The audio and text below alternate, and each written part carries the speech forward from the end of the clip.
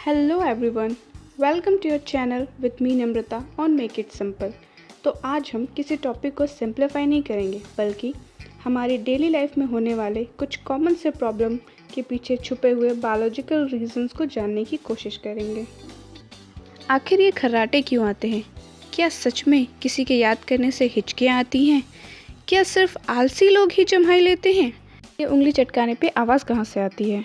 शुरू करने से पहले अगर आपने अभी तक चैनल को सब्सक्राइब नहीं किया है तो नीचे रेड बटन पर क्लिक करके चैनल को सब्सक्राइब करें और मेक इट सिंपल के वीडियोस को मिस ना करने के लिए बेल आइकन पर क्लिक करना ना भूलें। तो चलिए जानते हैं कुछ सिंपल प्रॉब्लम्स के बायोलॉजिकल रीजंस। सबसे पहले हम बात करेंगे हिकअप्स, जिसे आम भाषा में हम हिचकी कहते हैं। हिचकी के पीछे की वजह क्या है?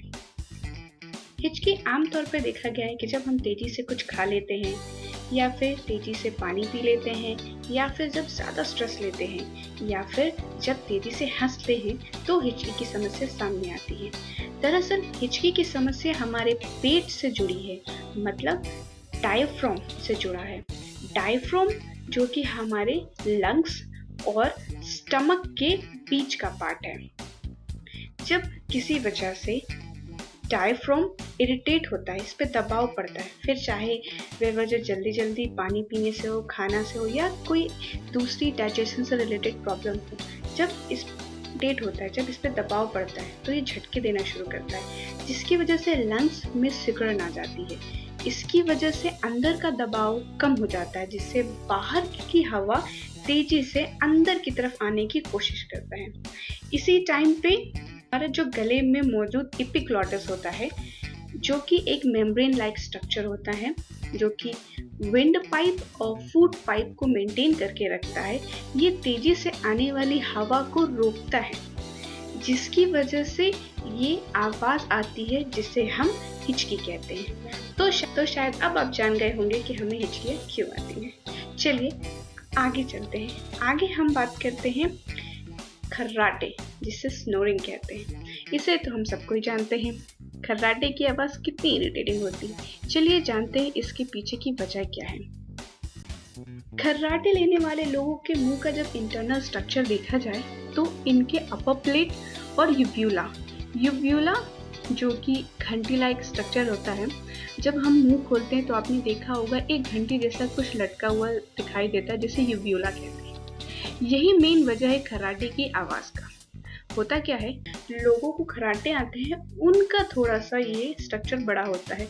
जब ये सोते टाइम ग्रेविटी के कारण ये यूव्यूला श्वसन मार्ग में बाधा उत्पन्न करता है, जिसकी वजह से हमारा माइंड रेस्पिरेशन रेट को बढ़ाने का सिग्नल देता है। रेस्पिरेशन रेट को बढ़ाने की वजह से सांस लेने के दौरान तेजी से हवा अंदर और बाहर जाती है, जिसकी वजह से गले के बीच में ये जो यूव्यूला लटका हुआ है ये वाइब्रेट होने लगता है, क्योंकि तेजी से हवा अंदर और बाहर आती जाती रहती है, जिसकी वजह से ये यूव्यूला वाइब्रेट होने लगते हैं और इसके वाइब्रेशन के कारण ही खर्राटों की आवाज़ आती है, जो कितनी इरिटेटिंग होती है। चलिए आगे बढ़ते हैं। यॉनिंग यानी उबासी लेना। क्या उबासी सिर्फ आलसी लोग लेते हैं? चलिए जानते हैं। उबासी पहले रिसर्च के मुताबिक ये माना जाता था कि जब ब्रेन में ऑक्सीजन की कमी हो जाती है तो हमें उबासियाँ आती हैं, लेकिन कुछ नए रिसर्च के मुताबिक जब हमारी ब्रेन का टेम्परेचर थोड़ा बढ़ जाता है, जिसकी वजह से हमें उबासियाँ आती हैं। ब्रेन जो कि हमारे बॉडी का सबसे एक्टिव पार्ट होता है और सबसे ज़्यादा एनर्जी भी यही कंज्यूम करता है, तो जब हम कोई लगातार कार्य करते हैं से हमारे ब्रेन का टेम्परेचर थोड़ा सा इंक्रीज हो जाता है, जिसे कंट्रोल करने के लिए हमें ठंडे ब्लड फ्लो की ज़रूरत होती है। तब हमारा ब्रेन हमें यॉबिंग करने के लिए सिग्नल देता है, जिसकी वजह से हमारा बड़ा मुंह खुलता है और ढेर सारी हवा इनहेल होती है।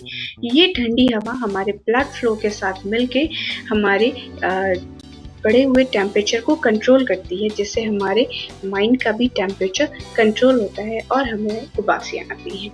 इसके अलावा कुछ हाइपोथेसिस के अनुसार कम सोने या थकान महसूस करने पे या जो लोग दवाइयों का ज़्यादा सेवन करते हैं उन्हें भी उबासियाँ आती हैं। तो शायद आपको कुछ सवालों का जवाब तो मिल ही गया होगा कि उबासियाँ क्यों आती हैं। चलिए आगे बढ़ते हैं। गूज़ बम्प इसे टेक्निकल वर्ड में हॉलिफरेशन कहते हैं और आम भाषा में हम इसे रोंगटे खड़े होना बोलते हैं। रोंगटे खड़े होने का आम कारण है ज़्यादा ठंड लगने पे हमारे गूज़बम्प या रोंगटे खड़े हो जाते हैं। इसके अलावा जब हम कुछ एक्सट्रीम इमोशन को महसूस करते हैं, जैसे डर लगना, शॉक लगना या खुश होना, तो भी हमारे रोंगटे खड़े हो जाते हैं। ये सारे एक्सट्रीम इमोशंस हमारे हार्मोन्स कंट्रोल करते हैं। हार्मोन्स जो कि हमारे किडनी पे प्रेजेंट होते हैं, जिसे एड्रेनल ग्लैंड कहते हैं। एड्रेनल ग्लैंड ही एड्रेनल नामक हार्मोन सिक्रीट करता है। ये हार्मोन हमारे ब्लड फ्लो के साथ मिलके हमारे स्किन के हेयर मसल्स तक पहुंचता है। हेयर मसल्स जो जब रिलैक्स कंडीशन में होते हैं, तो ये देखिए ये रिलैक्स कंडीशन में है, लेकिन जब ये हार्मोन्स की कांटेक्ट में आ जाते हैं तो ये हेयर मसल्स टाइट हो जाते हैं, जिसकी वजह से हेयर का सरफेस भी थोड़ा फूल जाता है और हमारे बाल सीधे खड़े हो जाते हैं। इस कंडीशन को गूज़बम्प कहते हैं। फिंगर क्रैकिंग यानी उंगलियां चटकाना। उंगली चटकाने में तो हम सभी को बहुत मजा आता है। कभी आपने सोचा है कि बार बार उंगलियां चटकाने पे ये आवाज कहाँ से आती है? चलिए जानते हैं। हमारे बोन्स की जॉइंट में सिनोवियल फ्लूइड भरा होता है। ये फ्लूइड ठीक उसी तरीके से काम करता है जैसे कि हम अपने मशीन्स में ऑयल डालते हैं ताकि वो स्मूथली वर्क करे, उसके मूवमेंट को इजी बनाए। ठीक वैसे ही हमारे बोन्स जॉइंट के मूवमेंट को इजी बनाने के लिए सिनोवियल फ्लूइड प्रेजेंट होता है।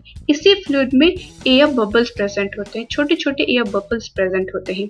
ये एयर बबल्स ठीक वैसे ही होते हैं जैसे बबल रैप होते हैं।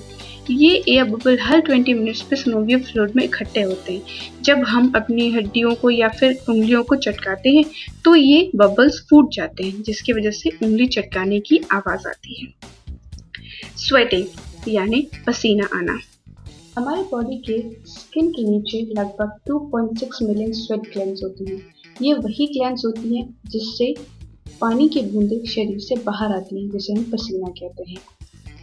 पसीना जब हमारे बॉडी का टेम्परेचर किसी वजह से बढ़ जाता है, फिर चाहे वो हैवी वर्कआउट की वजह से हो, तो हमारा जो ब्रेन है वो बॉडी के टेम्परेचर को मेंटेन करने के लिए पसीना निकालने का सिग्नल देता है, जिससे हमारी स्किन से पानी बाहर आता है, जिसे हम पसीना कहते हैं। इंटरेस्टिंग बात यह है कि हमारे पसीने की खुद की कोई स्मेल नहीं होती। तब आप बोलेंगे कि पसीने की बदबू कहाँ से आती है? तो चलिए जानते हैं। हमारे बॉडी में बहुत सारे बैक्टीरिया प्रेजेंट होते हैं। ये वही बैक्टीरिया होते हैं जो हमारे पसीने में मौजूद प्रोटीन्स को खाते हैं और प्रोटीन्स को खाने के बाद गंदगी छोड़ते हैं, जिससे बदबू आती है। तो जिनकी बॉडी में ज़्यादा बैक्टीरिया प्रेजेंट होंगे उनके शरीर से ज़्यादा बदबू आती है। तो अगर आपको हमारी ये जानकारियाँ पसंद आई हों तो प्लीज़ इस वीडियो को लाइक करें, शेयर करें और अगर आप कुछ कमेंट करना चाहते हैं तो नीचे कमेंट बॉक्स में कमेंट कर सकते हैं।